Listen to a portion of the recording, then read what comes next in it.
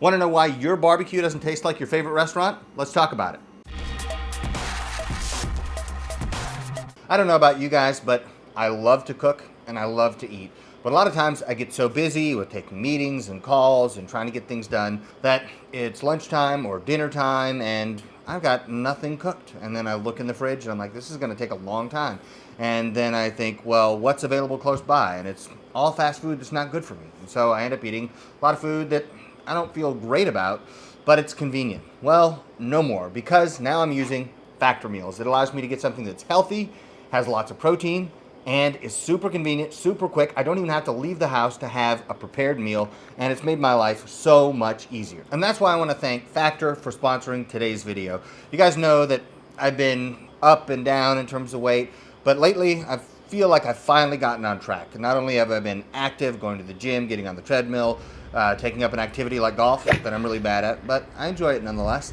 Factor allows me to eat healthy food to go along with the exercise, because a lot of times I feel like I have time for one or the other, but not both. This gives me the freedom to go work out when necessary, and I have convenient, that's very important, convenient and healthy meals that taste incredible. Factor meals are fresh, never frozen. So unlike barbecue, you can have a delicious meal in just a few minutes. And for me, one of the things that was really important is that I can now get meals from Factor that are high in protein. So this one, roasted garlic chicken, is 440 calories and 40 grams of protein. So if you're after a high protein meal that is going to be something that you want to eat and feel good about eating later, Factor is an incredible choice, and it's really helped me a lot. So if you think Factor might be right for you, head to factor75.com or click the link below and use code MadScientistBBQFB50 to get 50% off plus free breakfast for 1 year. That's code MadScientistBBQFB50 at factor75.com to get 50% off plus free breakfast for 1 year. Hey guys, welcome to Mad Scientist Barbecue. I'm Jeremy Yoder, and today we're going to talk about why the food you're making in your backyard might not match up to your favorite restaurant. And I'm going to give you some tips on how to bridge the gap between the two. So I'm going to give you guys 7 reasons why backyard barbecue and restaurant barbecue sometimes don't really have the same flavor profile. You might be getting different results. But first, we have to lay a little bit of the groundwork, and I'll try to do this as briefly as I can. Now, you guys probably, like my friends, people I know, for myself, have experienced increased prices. Like when I go to the grocery store now, I am always shocked at how expensive things are. A simple grocery store run, pick up a few items, and it's like $85, and I'm left thinking, how is this possible? Also, if you just imagine, summer of 2019, the cost of beef is half of what it is today. I'm not an economist. I'm not a political commentator. This isn't meant to be a political video. I don't like it when entertainers try to insert their politics into their entertainment. I'm not trying to do that to you guys. But there are just a couple things. The cost of food has increased dramatically. Everyone recognizes this. It's not controversial that it has increased in price, but exactly who's responsible, those are details I'm not going to get into here. You can make your own choice, but food prices have increased dramatically. Also, when you go to barbecue restaurants, they can be pretty darn expensive. You might go for a meal, with your significant other, and for the two of you, you might spend $100. That's not an inexpensive meal. Barbecue used to be about taking cheap cuts and turning them into something special, and the price wasn't overwhelming. It's a way to salvage something that otherwise people wouldn't really care for. I don't really care too much about what the GDP numbers say or the CPI numbers say. I just know for a fact that the people I talk to on a regular basis have felt the crunch. Things are more expensive, things are more difficult, and so we want to maximize the food that we cook at home. We don't want to make substandard food and spend a lot of money doing it. If we're going to spend money to cook barbecue, we're going to invest the time. We want to make sure it ends up the way we want it to be. So 7 reasons why your backyard barbecue might not taste like your favorite restaurant, whether it's in Central Texas or maybe somewhere else. We're going to go through them, and the first item that we got to talk about is the wood. So the first thing is wood sourcing. This is a piece of white oak, post oak specifically, that I bought at a big box retail store. It is kiln dried, it's lightweight, it's a small size, not too big in diameter. It's kind of easy to run through smokers.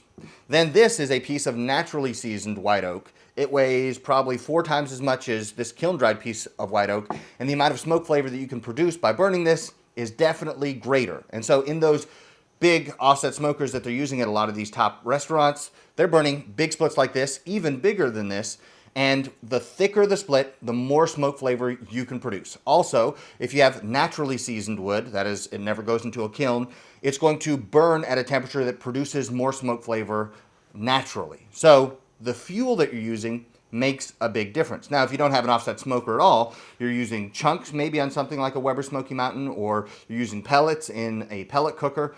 The difference in fuel is going to have a difference in the flavor profile that you can create, because the temperature at which combustion takes place is going to be very different. So if you measure the coal bed inside a 1,000-gallon smoker, it's probably something like 1,800 degrees. If you measure it in a 500-gallon smoker, it's maybe just a little bit less, maybe something like 1,650. But if you measure the temperature of the coal bed in most backyard offsets, you're looking at something like 1,200, 1,300 degrees. It depends on your offset, depends on the airflow, depends on the size of the firebox, the cook chamber, all those things.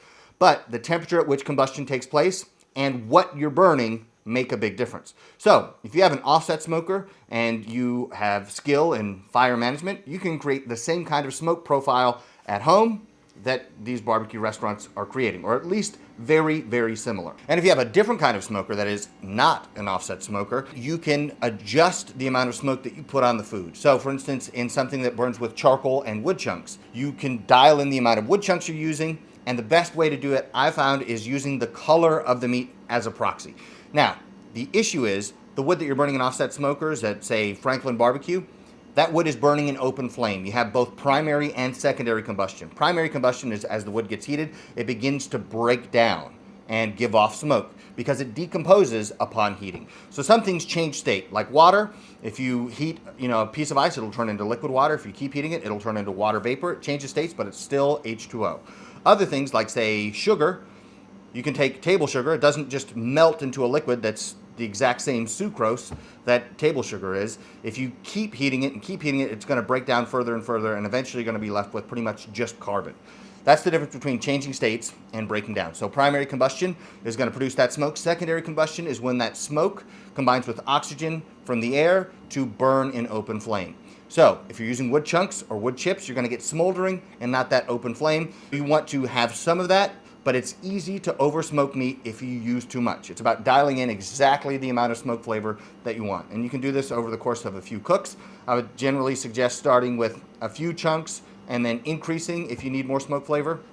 But if you go too far, it becomes bitter and it's not really enjoyable to eat. And if you have a pellet cooker, number one is choosing the kind of pellets is going to make a difference, because the wood that it's sourced from, how the pellets are processed, the amount of lignin, the amount of hemicellulose and cellulose in those pellets is going to affect the flavor profile that you produce. Whether or not there's bark present is going to affect the flavor profile in those pellets. So that's something you have control over. And then if you get something like the automation that's on the Mad Scientist website, or you could get something like the Woodwind Pro, where they take wood chunks or pieces of wood and put it directly over the fire pot in the pellet cooker to get some of those same combustion compounds that you get in offset smokers, with the convenience of being able to set a temperature and walk away. So you might not have access to the same post oak that they have in Austin, Texas, but you can still tailor how you're using your cooker to get the same kind of flavor profile. It probably won't match exactly, but it's going to get you much closer than saying to yourself, well, I'm going to go get this cheap retail bag of pellets and I hope that it's going to end up like an Aaron Franklin brisket, and then maybe you're a little bit disappointed. But whatever smoker you have, you can adjust your fuel and how you're burning that fuel to get the flavor profile that you want. Okay, reason number two is the smoker. Now, it's about the pit master more than the pit. But if you have a pit that works really well, it can help you make great food without as much effort, without as much fighting against the smoker to get it to work. If you go to the Texas Monthly Top 50, you'll see that the majority of those restaurants are using offset smokers.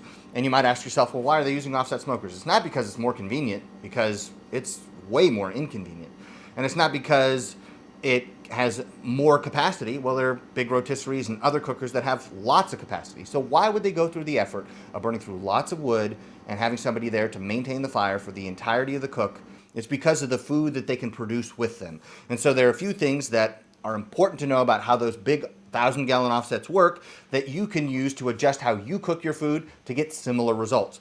Number one is the amount of airflow. So a lot of times I'll see people in the comments who will say something like, yeah, well, I've been to Austin, I've been to all those places, and I have a Traeger, and I've made 8 briskets and they're all way better than anything they can make in Austin. Well, just got to say, you're not that guy. Trust me, you're not that guy. Maybe I've never experienced it or anything even close. I'm not trying to insult anybody with a Traeger. I mean, use whatever you want. But there's a reason people make pilgrimages to Austin to eat the barbecue there. It's because it's really, truly something special. And one of the key things about those offset smokers that they're using is the amount of airflow. And a lot of times people in the comments will say something like, oh, well, the key to my Traeger or my Pit Boss or my Rectech or my fill-in-the-blank pellet grill is convection. Well, sorry to tell you, they're using that as a marketing term, essentially. If you measure the amount of airflow going through an offset smoker, and then you measure the amount of airflow going through a pellet cooker, the offset smoker is going through way, way, way, way, way more air than a pellet cooker because they have a little fan that spins air. Whereas the natural draft, you have a huge volume of air going through the cooker, and the reason that matters is because you have a lot of evaporative cooling in those big offset smokers. That's why the cooks take 14 or 16 hours because of the extended period of evaporative cooling. And what does that mean? You're losing a lot of water. And what does that do? It concentrates the flavor, number one. And number two, those muscle fibers begin to lose some of their stiffness. So the texture is different. So one thing you could do is you could take a brisket, for example, and cook it from start to finish in a short period of time, get it all the way to, say, 210 degrees. It's nice and tender. But the texture is very different. Why? Because those muscle fibers, rather than being full of water and still kind of spongy, they give way. And so it just has a really nice texture as you chew through a bite of barbecue if you've lost enough water during the cook. So on your smoker, how could you affect this? If you have something with very reduced airflow, like say a Kamado Joe or a Big Green Egg or a Weber Smoky Mountain or something similar, what you can do is extend the cook. So cook for a little bit longer at a lower temperature, you'll lose more water and you'll concentrate the flavor and you'll get a more similar texture to what you're getting at those top barbecue restaurants. And the same is true for pellet cookers. If you extend the cook, you're going to sweat out more water. The rub here is that you don't want to dry out any of the exterior surface. So when are you losing a lot of water? It's during the stall because the amount of heat you're putting in is counteracted by the amount of water that's evaporating. So what I would suggest is instead of the former prevailing wisdom of you hit the stall and then you wrap, I would say cook through the stall and then wrap when the stall is complete. So say you stall out at 164 and then it climbs up to 170. You're like, okay, it's through the stall. Now is a better time to wrap than during the stall where you're kind of locking in all that water and you're preventing those muscle fibers from really relaxing.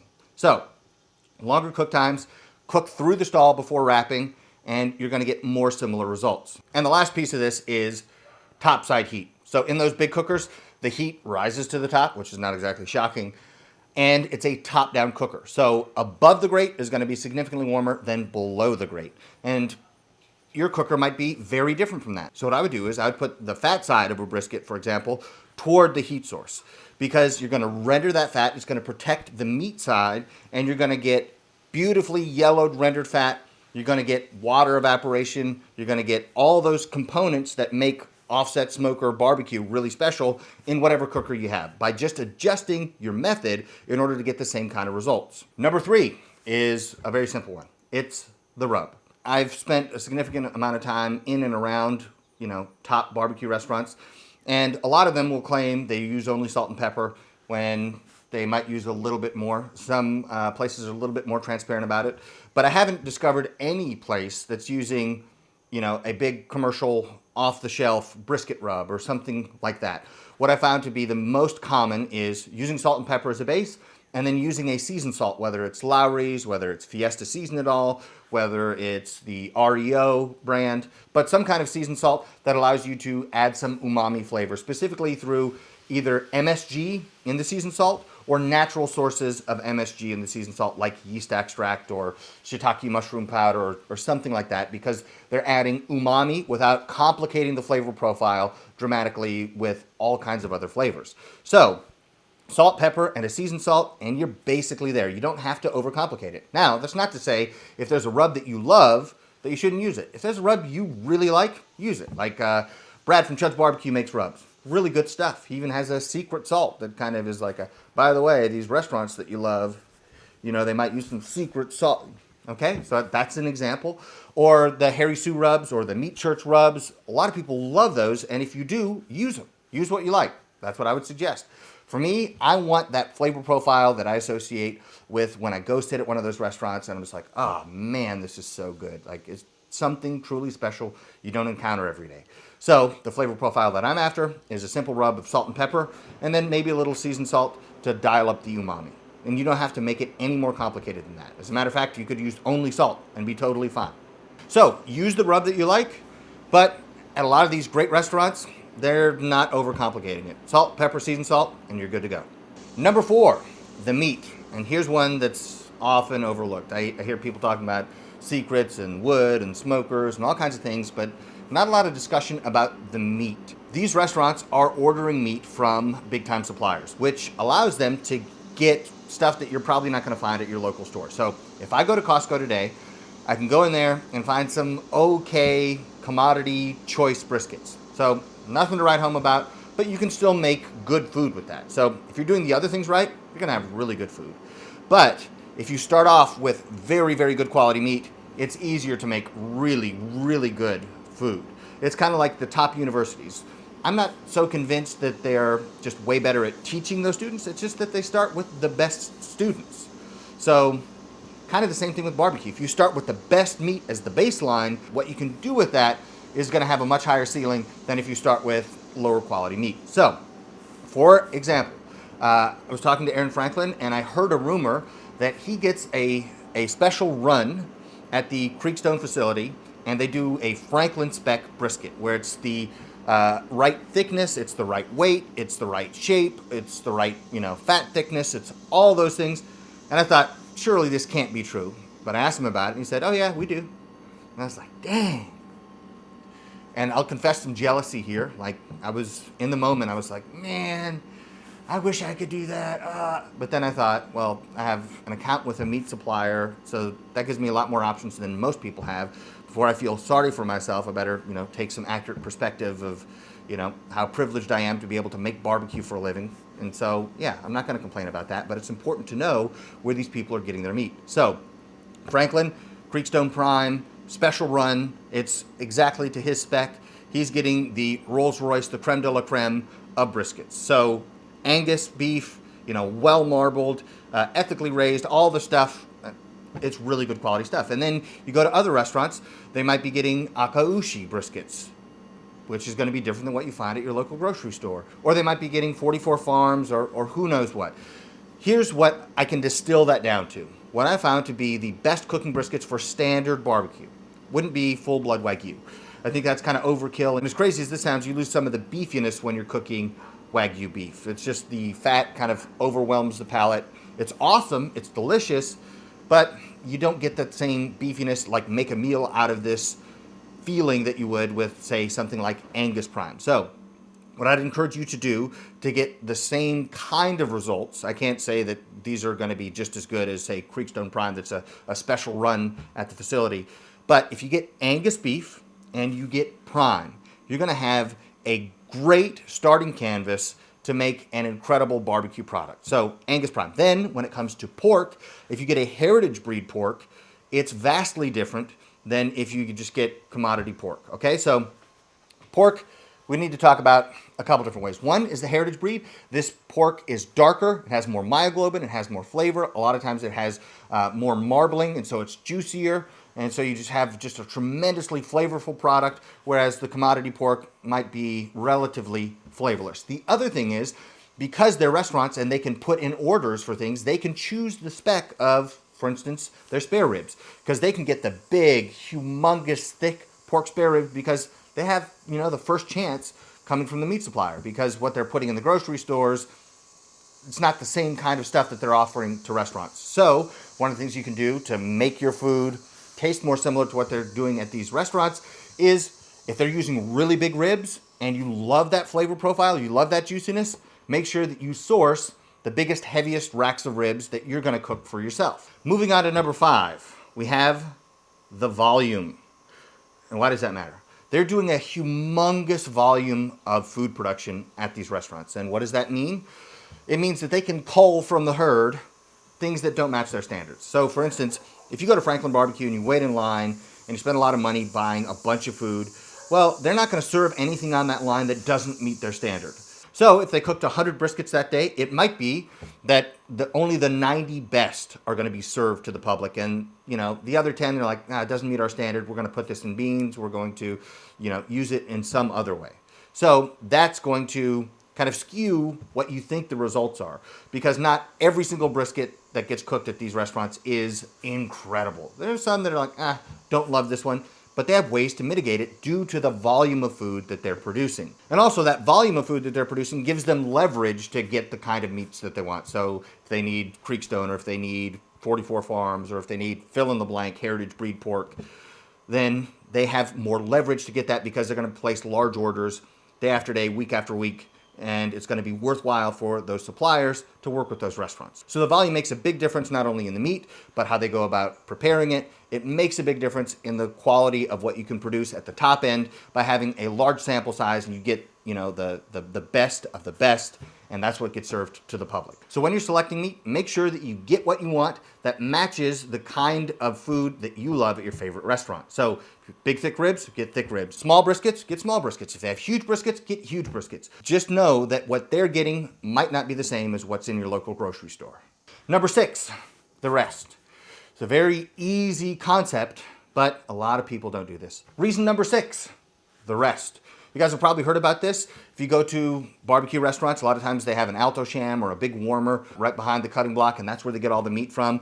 But what they might not tell you is that a lot of that food, especially things like brisket, have been in there for 12 plus hours. That long, extended rest, for some reason, I don't know the scientific explanation. I wouldn't pretend to. I just know that anecdotally, a long rest improves the quality of the barbecue. So it seems juicier, it seems more tender, it seems to have a better texture, it seems to just be better in almost every way. So if you're not doing extended rest, you should definitely consider it. And so most of those places put them in a warmer at 145 degrees, and 12, 14, 16 hours later, it gets served, and it's incredible. So you can buy a cheap warmer on Amazon or at Home Depot.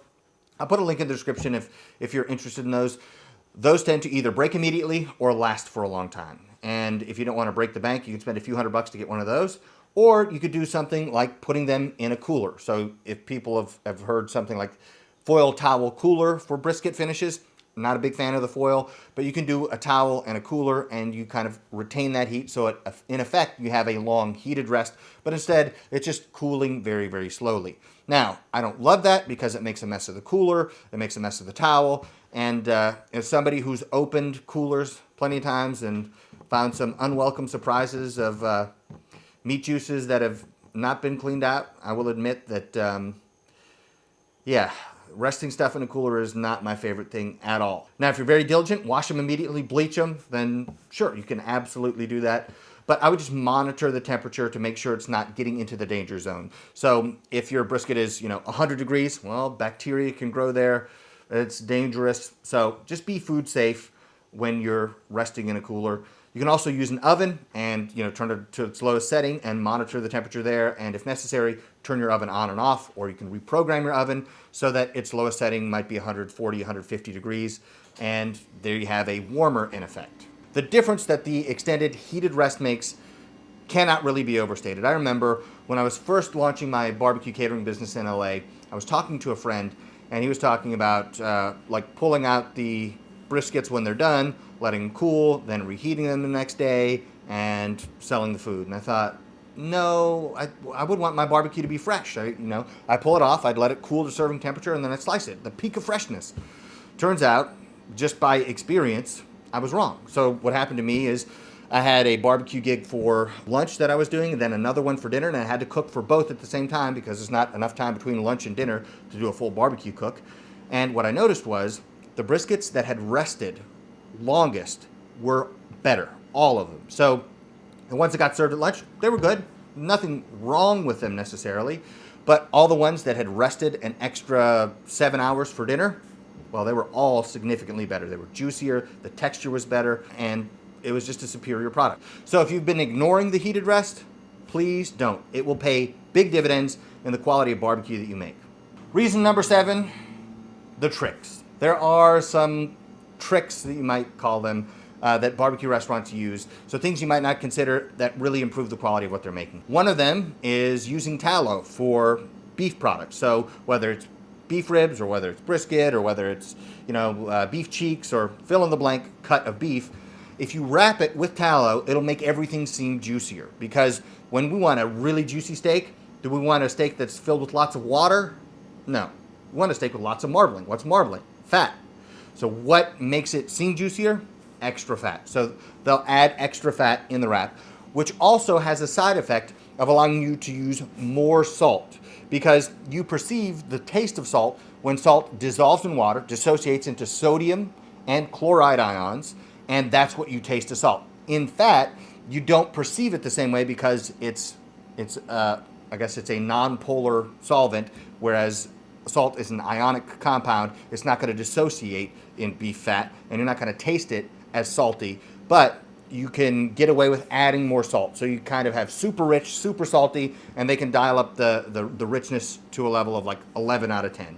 And it's almost, in some places, it's almost like competition barbecue where you think, guys, this might be just a little bit too much. So tallow is one of the tricks. Another of the tricks is cold smoking. So a lot of these places might not say that they're cold smoking, but from what I've observed, a lot of places will start their cooks at 175 or 180 degrees Fahrenheit and super smoky smoke.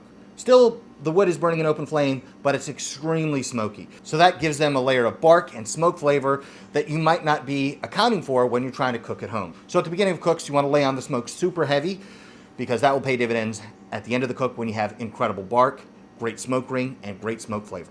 So another trick that they might use is they might be using MSG in their rub. I'm not going to tell you what you should think about MSG. Some people think it's the worst thing ever. Some people think it's pure deliciousness. I'm not here to adjudicate that, but I'm going to tell you that a lot of places use MSG to really dial up the umami flavor. We kind of discussed this a little bit in the rub portion, but they can also use MSG in other dishes like their side dishes. And just be aware that MSG is often present, not just at barbecue restaurants, but at a lot of restaurants in general. And so if you're wondering what's missing from how you're cooking versus what you're eating at these restaurants, you might consider that MSG might be the missing component. And if you want to add that into your rub, then by all means be my guest. If you don't, totally fine with me, but just be aware that MSG is present in a lot of those items. And the last of these tricks, which isn't really a trick at all, it just happens to be the skill of somebody at the restaurant, is the person on the block doing the cutting of the barbecue has to be very, very good. Because you can take a brisket that maybe is a little bit overcooked and you slice it a little thicker so it doesn't seem as overcooked. Or maybe it's just a shade under and you slice it thinner so it seems more tender than it really is. That's just one example. Or taking portions or slices of whatever they're cutting up and not serving it. So what they don't serve can be as important as what they do serve. So say you have a rack of ribs and you notice these two bones here, they're kind of crusty, they're kind of dried out. This one I learned from Joe Yin, and looking at the customer, they'll say, hey, is this your first time here? And they flick those ribs into the trash can, never breaking eye contact. Customer has no idea that those ribs are never going to be served to anybody. All they know is that the rib that they got served was incredible. So that makes a big difference too. Also, on the board, they have lots of rendered fat. And what you might notice is they'll slice your brisket, and they'll kind of drag it through this layer of fat and then put it on your tray. Number one, that inhibits oxidation of the meat, so it won't turn gray as quickly. But also, all that extra fat makes it seem like that cut of meat is juicy. Whether it's ribs or brisket or beef ribs or what have you, the additional fat makes it seem juicier. Just like turkey breast that you get at a lot of restaurants. It's extremely lean.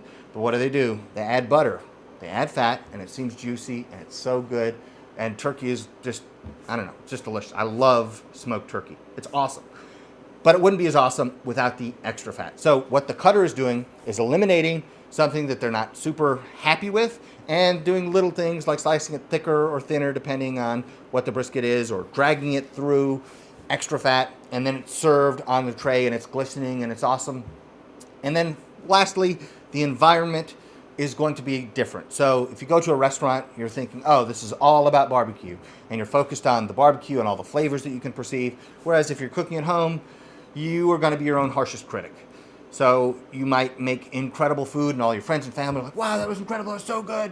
Probably happened to all of us who love barbecue, but you're disappointed. You're like, no, I didn't get the fat to render the way I wanted, and the bark was a little light on this one, and this edge, I didn't really trim it well, so there's kind of a dried out chunk right here.